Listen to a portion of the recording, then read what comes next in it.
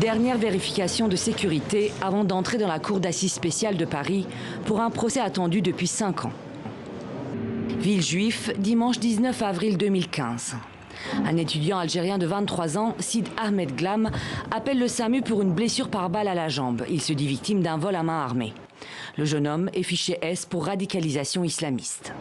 Une fouille de sa chambre et de sa voiture révèle la présence d'un arsenal de matériel informatique et de plans précis en vue d'un attentat prévu pour le jour même à l'heure de la messe contre une église de Villejuif. L'opération est avortée, mais il y a une victime, Aurélie Châtelain, 32 ans, tuée par balle le matin même dans sa voiture sur un parking de la ville. Traces de sang, ADN, expertise balistique mènent à Sid Ahmed Glam. 5 ans plus tard, l'étudiant en informatique a 29 ans. Il comparaît devant la cour d'assises avec 7 autres co-accusés pour assassinat en relation avec une entreprise terroriste et association de malfaiteurs terroristes criminels. Ces commanditaires n'ont jamais été arrêtés. Ils sont présumés morts en zone irako-syrienne. On attend la perpétuité, mais à vie, la vraie perpétuité. Pour lui et pour ses collègues. Je le regarde tout le temps.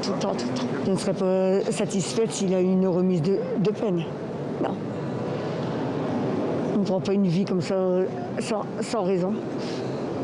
Mais Sid Ahmed Glam nie avoir tué Aurélie Châtelain. Il affirme avoir renoncé à son projet d'attentat et a appelé les secours après s'être tiré volontairement une balle dans la jambe. Nous plaidons l'acquittement puisqu'il considère qu'il n'est pas responsable. Il assume une partie des faits, mais en ce qui concerne le meurtre qui lui est reproché, il conteste vigoureusement. Selon Sid Ahmed Glam, la jeune femme a été tuée par un complice jusqu'ici introuvable. Un scénario fantaisiste selon les parties civiles. Le procès va se poursuivre tout au long du mois d'octobre, en parallèle avec celui des attentats de janvier 2015.